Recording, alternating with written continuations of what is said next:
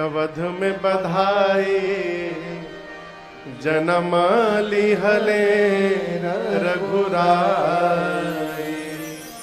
पूज्यपाद गोस्वामी तुलसीदास जी कहते हैं कि श्री राम जी के अवतरण के बाद श्री अवध में क्या हुआ?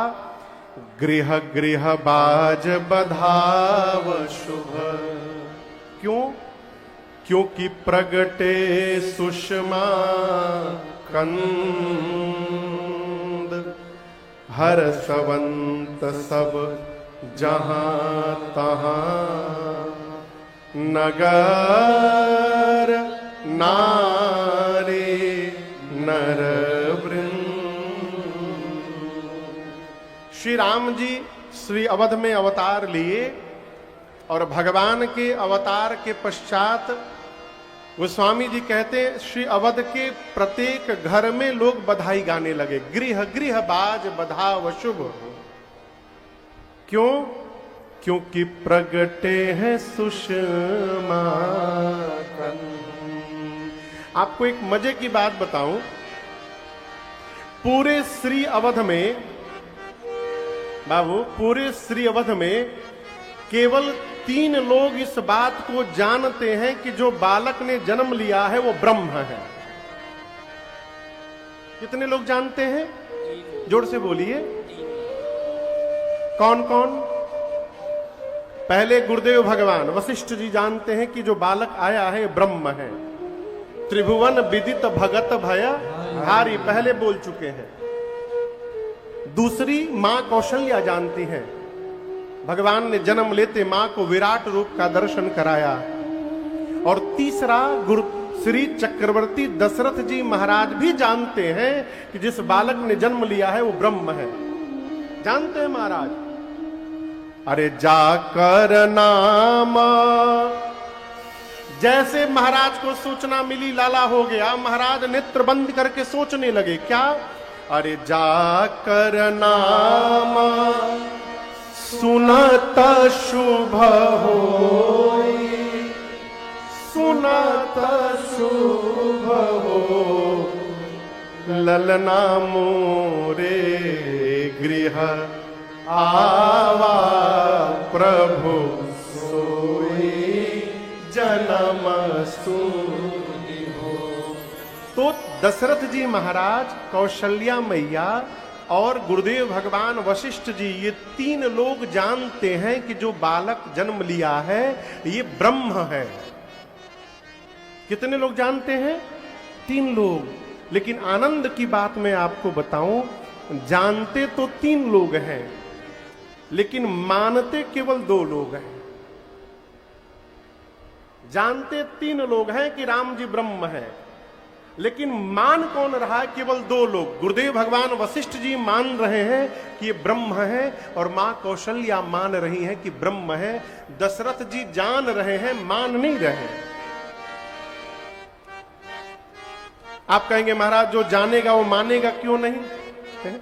उदाहरण दे रहा हूं। के नइखे जानत कि एक दिन मुए के बाद। बोलिए बोलिए। कौन नहीं जानता कि एक दिन मरना है? बोलिए। सब जान रहे हैं। मानत के बहो के मानता कि एक दिन मुए के बाद। जो मान लेगा ना उसी दिन से जीवन से विरोध समाप्त हो जाएगा। यदि आप इस बात को मान लेंगे कि एक दिन मरना है। हमारे जानकारी में एक लड़का प्रयाग का, उसके चाचा बंबई में रहते हैं। बंबई से आकर चाचा ने धोखे से अपने भतीजे का सारा जमीन अपने नाम करा लिया। भैया, भतीजे का सारा जमीन किसने लिखा लिया? चाचा ने लिखा के चले गए बंबई। जब भतीजे को पता चला तो प्रयाग से गया ट्रेन पकड़ के बंबई। स्टेशन पर उतरा, एक टोकरी फल बनवाया, 4-5 डिब्बा मिठाई लिया। अब फल मिठाई लेकर पहुंचा चाचा के पास। जाकर चरणों में प्रणाम किया। कहा चाचा आपने ऐसा काम किया है ना कि हमारे पूर्वजों को आप पर गर्व हो रहा होगा। चाचा तो डेराइल बन, कहीं मांगे मत। चाचा पूछे कौन सा काम कर दिया मैंने? भतीजा बोला अरे आप जिस जमीन को लिखवाए हैं ये वही जमीन है जिसको बाबा नहीं ले जा पाए। ये वही जमीन है जिसको मेरे बाबूजी नहीं ले जा पाए। आप लिखवाए हैं तो छोड़ के थोड़ी जाएंगे, आप तो ले करके ही जाएंगे अपने साथ। आपने वो काम किया जो किसी ने नहीं किया खानदान में। प्रणाम करके चला आया। चाचा पीछे पीछे गांव लौट कर आए और भतीजे का जमीन उसको वापस देकर माफी मांग करके बंबई गए। जिस दिन आप ये मान लेंगे कि मरना है माई बाप, उस दिन से विरोध समाप्त हो जाएगा। कौन बात के विरोध? अरे का कर बराई राई, तू पाई पाई जोड़ी के उड़ी जई है सुगनवा। एक दिन पिंजड़वा के छोड़ के उड़ी जई है सुगनवा। तो प्रसंग पर आइए। केवल चक्रवर्ती दशरथ जी महाराज को छोड़ करके मां कौशल्या और गुरुदेव भगवान वशिष्ठ जी ये जानते भी हैं और मानते भी हैं कि जो बालक जन्म लिया है वो भगवान है। अयोध्यावासी नहीं जानते कि राम जी भगवान है, उनको नहीं मालूम। लेकिन आप दर्शन करिए, महाराज के घर में लाला ने अवतार लिया, जन्म लिया। उत्सव कहां मन रहा है? पूरी अयोध्या में मन रहा है। ये जानते हैं क्या है? यही श्रेष्ठ का परिचय है। जीवन में व्यक्तित्व यदि श्रेष्ठत्व से परिपूर्ण होगा तो वो मनुष्य जहां भी जाएगा वहां दिवाली मनाई जाएगी। आप समझिएगा इस बात को। बड़ा व्यक्ति का परिचय क्या है? उसके आने के बाद घर में दिवाली मनने लगे, समझिए कोई बड़ा व्यक्तित्व आया है। हर व्यक्ति को इस विषय में सोचना चाहिए, आत्मचिंतन करना चाहिए कि हम किसी के घर जा रहे हैं तो हमारे जाने के बाद वहां का वातावरण कैसा है।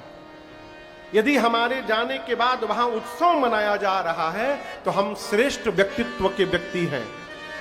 और यदि हमारे जाने के बाद वहां लोग चेहरा छिपाकर मातम मना रहे हैं, कहां से विपद चल अइलन घर में, तो हमको स्वयं के विषय में विचार करना चाहिए।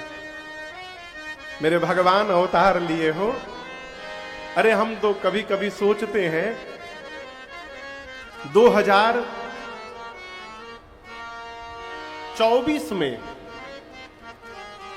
22 जनवरी को ना, 22 जनवरी 2024 में अयोध्या के नवनिर्मित मंदिर में हमारे रामलला सरकार के नूतन विग्रह की प्राण प्रतिष्ठा हुई। तो उस भगवान के मूर्ति के विग्रह की प्राण प्रतिष्ठा के समय पूरी धरती पर उत्सव मनाया गया जहां जहां सनातनी है। और मुझे पूर्ण विश्वास है वहां कोई भी सनातनी ऐसा नहीं होगा जिसकी आंखों से उस दिन आंसू न निकले होंगे। आप लोग बलिया में उत्सव मनाए थे ना? बोलिए, जोर से बोलिए। हाँ, मैं कभी कभी सोचता हूं कि भगवान की मूर्ति अयोध्या में आई तो पूरी धरती ने उत्सव मनाया। जिस दिन मेरे रघुनाथ जी इस धरती पर अवतार लिए होंगे उस दिन क्या उत्सव मना होगा इस धरती पर। गोस्वामी जी कहते हैं, गृह गृह बाज बधाव शुभ, प्रगटे सुषमा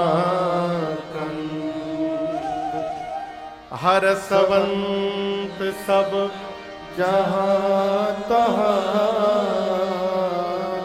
नगर नारी नर वृंद। पूरी अयोध्या उत्सव मना रही है। सरकार, चक्रवर्ती दशरथ जी महाराज थोड़े बेचैन हैं। अब आप कहेंगे पूरी अयोध्या उत्सव मना रही है तो दशरथ जी काहे बेचैन है? गुरु जी की बात याद करके। कौन सी बात? धरहु धीर होई हहि सुत चार। गुरुदेव ने कहा था कितने पुत्र होंगे? बोलिए 4। अभी कितने हुए हैं? 1। महाराज परेशान इसलिए हैं कि गुरुदेव ने कहा था 4 होंगे, बाकी के 3 काहे नहीं आ रहे? ये 3 कब आएंगे? अभी महाराज मन में सोच ही रहे थे, तब तक एक दासी ने आकर कहा, महाराज कैकय सोता। महाराज अभी विचार में मग्न थे कि बाकी के 3 पुत्र क्यों नहीं आ रहे हैं। तब तक दासी ने आकर कहा, महाराज बधाई हो, बधाई हो, बधाई हो। यही ना बधाई हुई, बधाई हो, बधाई हो, बधाई हो महाराज, बधाई हो। महाराज बोले जल्दी बताओ कौना बात के बधाई। दासी बोली ये ना बताएं हम। महाराज बोले कैसे बताइबू। दासी ने कहा, अरे राजा जी, बैठी सब बैठी बैठी,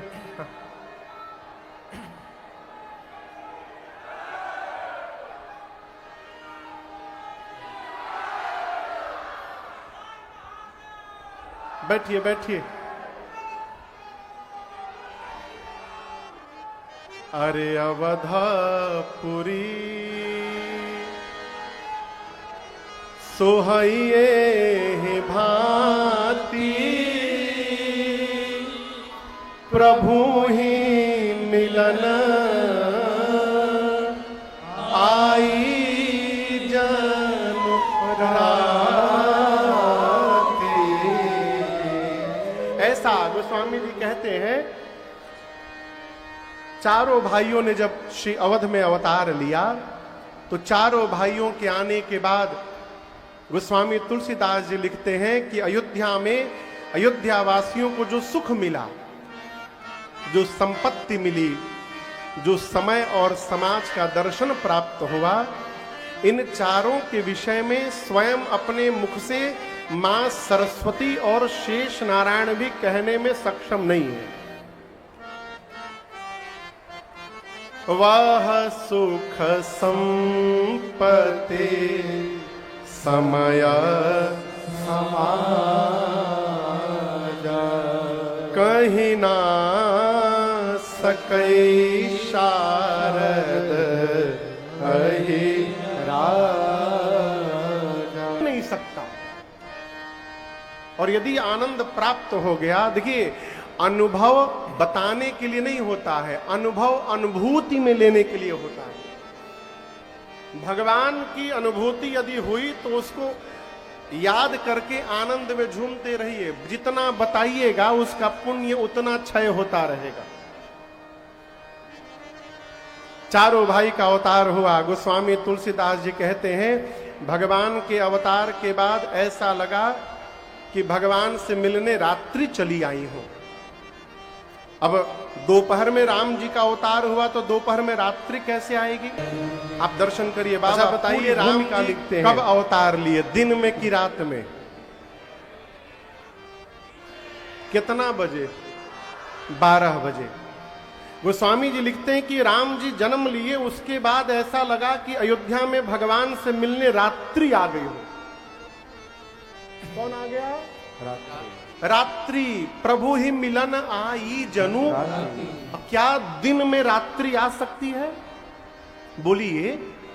तो यहां कैसे रात्रि आ गई? रात्रि को सभी देवता भगवान का उत्सव दर्शन करने अयोध्या चले गए। रात्रि देवी सोची मैं कैसे पहुंचूं, दिन में तो मैं जा नहीं सकती। रात्रि ने संध्या को पटाया कि तुम आगे आगे चलो तो तुम्हारे पीछे पीछे मैं भी पहुंच जाऊंगी। तदपि बनी संध्या अनुमानी। अब दर्शन करिए ये संध्या और रात्रि का आगमन कैसे हुआ। अयोध्यावासी सोचने लगे कि यदि अग्नि नारायण यज्ञ के बाद प्रकट होकर प्रसाद न दिए होते तो आज हम लोगों के जीवन में ये सौभाग्य न आया होता। ठीक ना?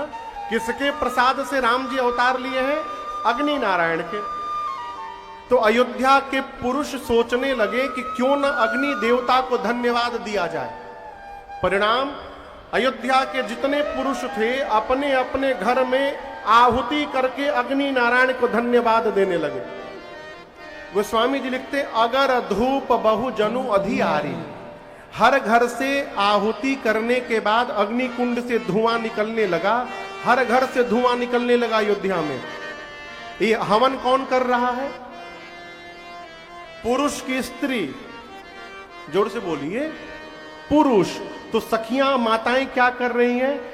पुरुष लोग घर में स्वाहा स्वाहा कर रहे हैं, अब माताएं थाल में अबीर लेके घर से बाहर निकल गई और सड़क पर जाकर उड़ई अबीर मनहु अरुणा, माताएं सखियां अबीर उड़ाने लगी। अबीर का रंग कैसा होता है?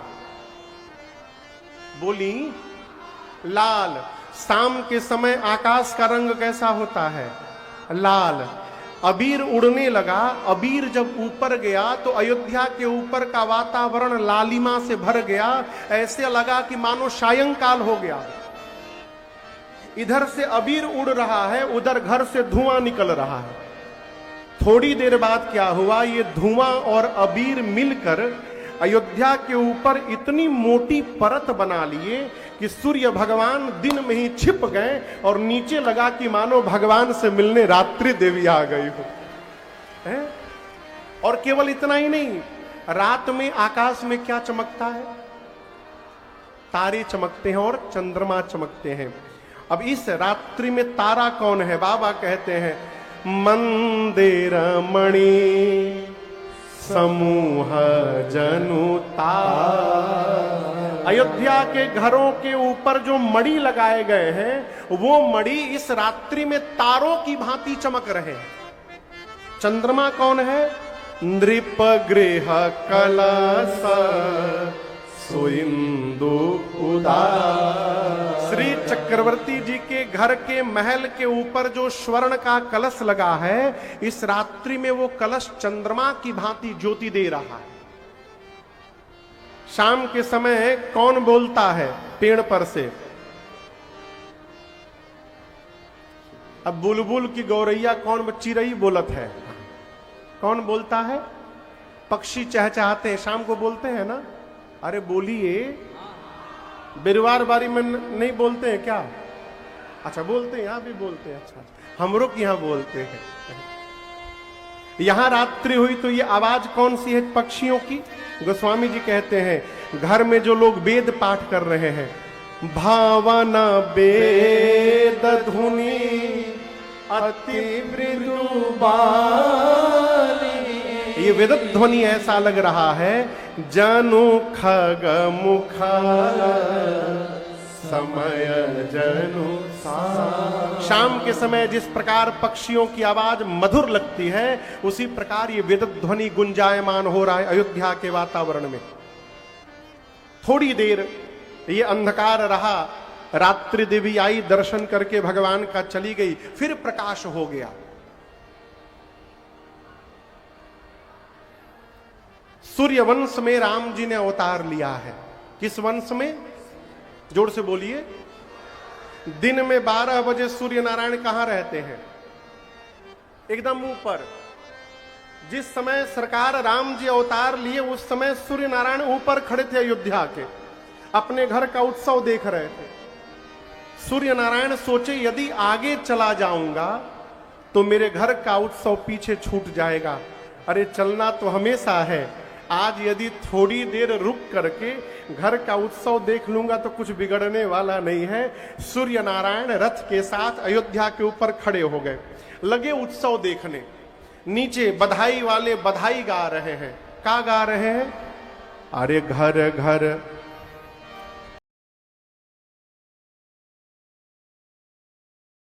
घर घर आनंद छायो। कहां कहां? तो बोलिए अयोध्या नगरी में, अरे कौशल्या ने लल्ला जायो अयोध्या नगरी में। अच्छा आप बताइए, आनंद आ रहा है कितना?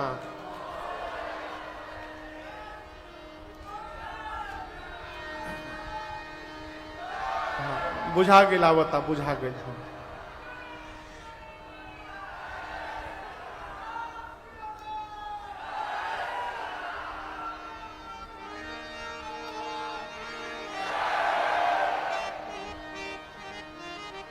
क्यों छुटन लिखे ना आप?